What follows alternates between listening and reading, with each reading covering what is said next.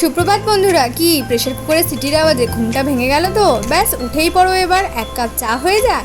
চা ছাড়া যেন সকালে আলসেমিটা একদম কাটতেই চায় না। তো দেখো এখানে সকালে কাজবাজ কিন্তু আমি সেরে ফেলেছি।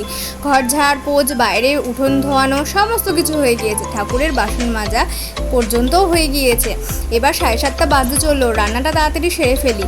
দেখো রান্না হয়ে গিয়েছে, এবার গ্যাস ট্যাস পরিষ্কার করে যাব বাইরে। অনেকগুলো জামা কাপড় ভেজানো যে। আরে দাঁড়াও দাঁড়াও, তার আগে আর এক কাপ একটু চা খেয়ে নিই।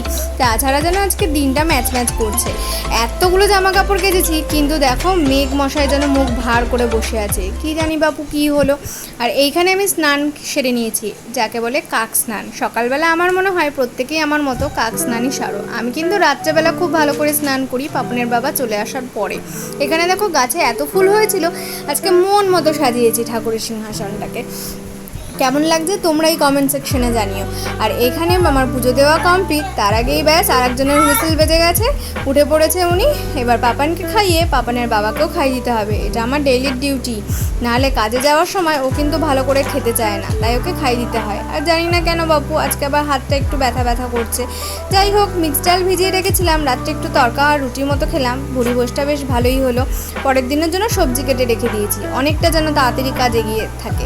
আর এখানে কারেন্টলি আমার ভিটামিন সি এর প্রত্যেক কটা প্রোডাক্টই যেন ভীষণ ভালো লাগছে। এখানে আমি ডক্টর এলিজের ভিটামিন সি এর পুরো প্রোডাক্ট রেঞ্জটা ইউজ করছি, আর বলতে নেই ভীষণ ভালো কাজ করছে। স্কিনে দারুণ গ্লো দিচ্ছে, তার সাথে কিন্তু ডার্ক সার্কেল আর ডার্ক স্পটগুলো অনেকটা রিমুভ হয়েছে মাত্র 7 দিনের মধ্যেই।